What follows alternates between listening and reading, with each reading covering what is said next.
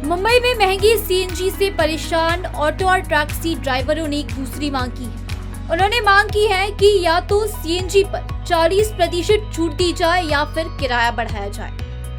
मुंबई में सीएनजी महंगी हो गई है, जिसके बाद मुंबई ऑटो रिक्शा यूनियन किराए में बढ़ोतरी किए जाने की मांग कर रही है। मुंबई की ऑटो रिक्शा चालक यूनियन ने ईंधन की कीमतों में भारी वृद्धि की भरपाई के लिए सीएनजी पर 40% छूट या किराए में बढ़ोतरी की मांग की है।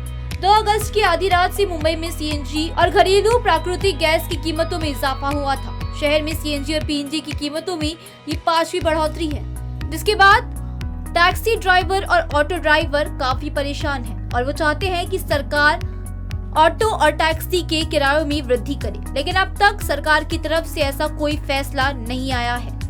इस मामले को लेकर मुंबई के ऑटोमैन यूनियन के नेता शशांक शरद राव ने अपनी मांगों को लेकर मुख्यमंत्री को पत्र लिखा। राव का कहना है कि हमें सीएनजी ईंधन का अनिवार्य रूप से उपयोग करने के लिए कहा गया है, जो हमने किया और सभी ऑटो को सीएनजी में बदल दिया, लेकिन सरकार ने निजी वाहनों को भी सीएनजी पर चलने की अनुमति दे दी और प्रोत्साहित किए, जिससे सीएनजी के यूजर्स में वृद्धि हुई। भारी मांग को देखते हुए सरकार को स्थानीय उत्पादन के अलावा गैस का आयात करने के लिए मजबूर होना पड़ा, जिससे कीमतें बढ़ रही है। कीमतें बढ़ने की वजह से हमें काफी परेशानी उठानी पड़ रही है। राव का कहना है कि महानगर गैस लिमिटेड में महाराष्ट्र सरकार की 10% हिस्सेदारी है। हमने महाराष्ट्र सरकार और एमजीएल को पत्र लिखा है। सीएनजी का स्थानीय उत्पादन हमारे लिए सस्ती दर पर उपलब्ध होना चाहिए और एक सार्वजनिक ट्रांसपोर्टर होना चाहिए। इसे प्राथमिकता के आधार पर हमें दिया जाना चाहिए।